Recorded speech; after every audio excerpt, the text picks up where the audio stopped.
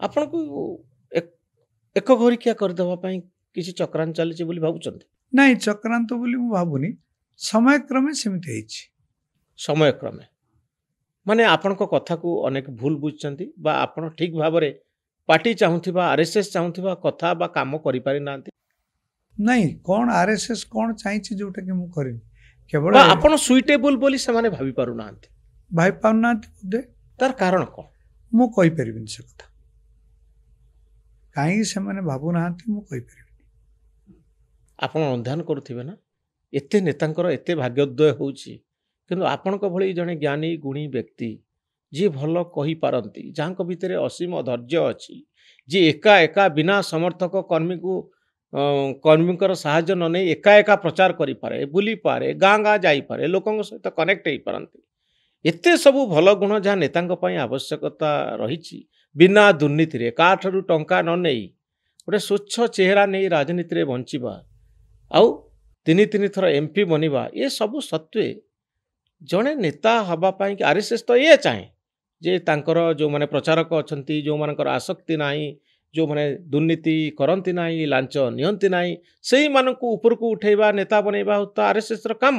ସେଇ ସୂତ୍ରରେ ତ ମୋଦି ଯାଇ ପ୍ରଧାନମନ୍ତ୍ରୀ ହେଲେ, ଖାରବଳ ସ୍ୱାଇଁ କାହିଁକି ହତାଶ ହେଇଗଲେ?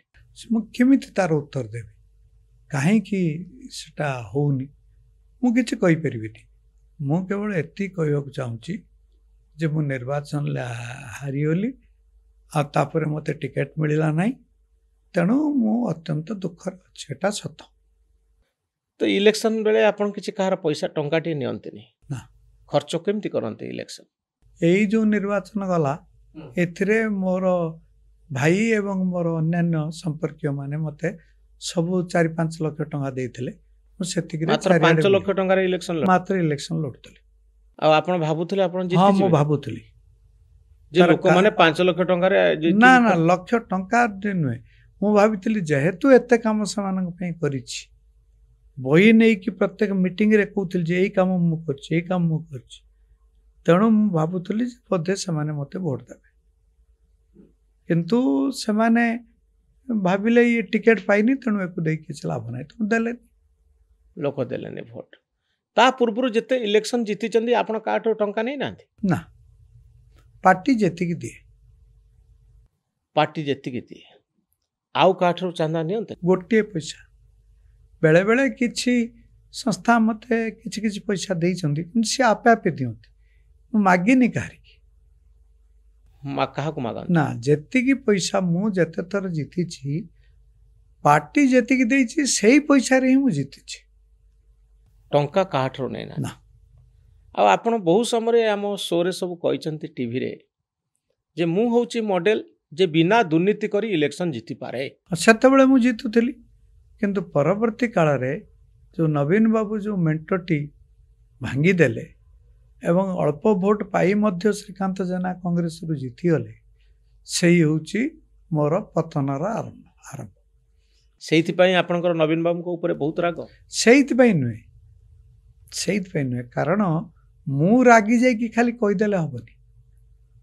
ନବୀନ ବାବୁଙ୍କର ସେମିତି କିଛି ଯୋଗ୍ୟତା ନାହିଁ, କାରଣ ସେତେବେଳେ ବି ସିଏ ଗୋଟେ ବଡ଼ ଯୋଗ୍ୟ ଲୋକ ବୋଲି ମୁଁ ଭାବୁନଥିଲି, କିନ୍ତୁ ସେତେବେଳେ ବାଜପେୟୀ ଚାହୁଁଥିଲେ ଯେ ବିଜୁ ପଟ୍ଟନାୟକଙ୍କ ନାଁରେ ଯେଉଁ ଭୋଟଟା ଅଛି, ସିଏ ଯଦି ବିଜେପିର ଭୋଟ ସାଙ୍ଗରେ ମିଶିଯିବ ତାହେଲେ କଂଗ୍ରେସକୁ ଆମେ ହରାଇ ଦେଇପାରିବୁ।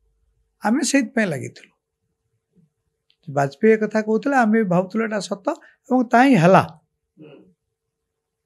ଯେ ଆମେ ବି ପ୍ରଥମେ ଜିତିଲୁ, କିନ୍ତୁ ପରେ ହଠାତ୍ ପ୍ୟାରୀବାବୁ କ'ଣ କହିଲେ, ସେଥିପାଇଁ ମେଣ୍ଟ ଭାଙ୍ଗି ଦିଆଗଲା, ସରିଗଲା। ତାପରେ ମୁଁ ତ କହିଲି ନା, ମୁଁ ସୁଅ ମୁହଁରେ ପତ୍ର ଭଳିଆ ବର୍ତ୍ତମାନ ଭାସୁଛି।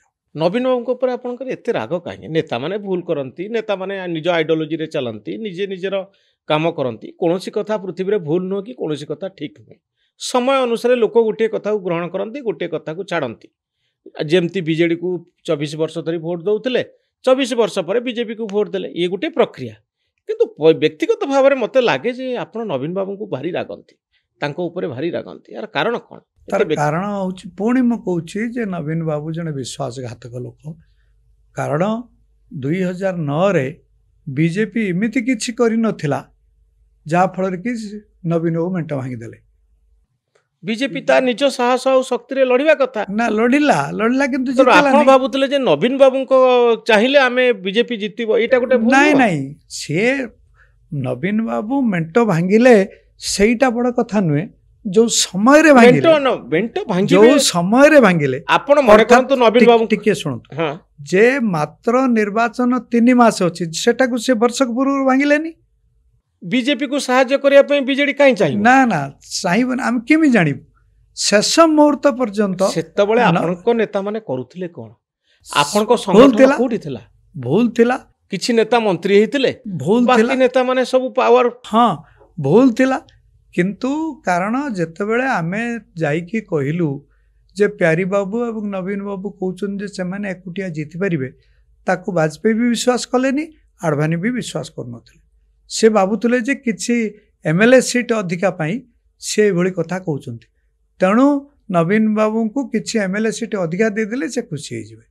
କିନ୍ତୁ ସେତେବେଳକୁ ନବୀନ ବାବୁ ସ୍ଥିର କରିସାରିଥିଲେ ଯେ ସେ ମେଣ୍ଟକୁ ଭାଙ୍ଗିଦେବେ। ମେଣ୍ଟ ନ ଭାଙ୍ଗନ୍ତୁ ବୋଲି ତ ଚନ୍ଦନ ମିତ୍ର ବହୁତ ଚେଷ୍ଟା କରୁଥିଲେ। ବହୁତ ଚେଷ୍ଟା କରିଥିଲେ, ସେ ମରିଗଲେଣି।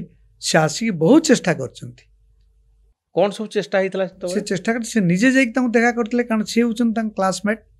ଆମେ ବାହାରେ ଅପେକ୍ଷା କରିକି ବସିଥିଲୁ, ସେ ତାଙ୍କ ଘରେ ଯାଇକି ତାଙ୍କ ସାଙ୍ଗରେ କଥାବାର୍ତ୍ତା କରିଥିଲେ। ଚନ୍ଦ୍ର ମିତ୍ର ବାହାରକୁ ଆସି ଆପଣମାନଙ୍କୁ କଣ କହିଲେ? ଆମକୁ କହିଲେ ନା ହେଲାନି, ସିଏ ଜିଦ୍ ଧରିକି ବସିଛନ୍ତି ଯେ ମେଣ୍ଟ ଭାଙ୍ଗିଯିବେ।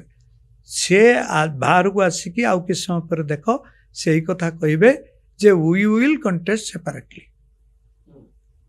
ଆଉ ସେ ବି କିଛି ସମୟ ପରେ ଆସିକି ସେ ବାହାରେ କହିଲେ। ହଁ, କାହିଁକି ଭାଙ୍ଗିଲେ ବୋଲି ଆପଣ ଭାବୁଛନ୍ତି? ଭାଙ୍ଗିଲେ କାରଣ ତାଙ୍କୁ ପ୍ୟାରୀ ବାବୁ ବୁଝେଇଦେଲେ, ଏବଂ ପ୍ୟାରୀ ବାବୁ ବୁଝେଇଦେଲେ ବୋଲି ନୁହେଁ, ତାଙ୍କର ଧାରଣା ହେଲା ମୁଁ ଏକୁଟିଆ ସବୁ କ୍ଷମତାକୁ ଦଖଲ କରିବି। କାହିଁକି ବିଜେପି କିଛି ଏଥିରେ କ୍ଷମତା କଣ ଭୁଲ ଅଛି? ନା ନା, ଭୁଲ ନାହିଁ। ବିଜେପିକୁ ନେଇକରି କାହିଁକି ଯିବ? ଭୁଲର କଥା ମୁଁ କହୁନି। ସେଇ ଯୋଉଭଳି ଭାବରେ ସେ ମାତ୍ର ନିର୍ବାଚନର 3 ମାସ ପୂର୍ବରୁ କଲେ, ସେଇଟାକୁ ଆମକୁ ବାଧୁଛି।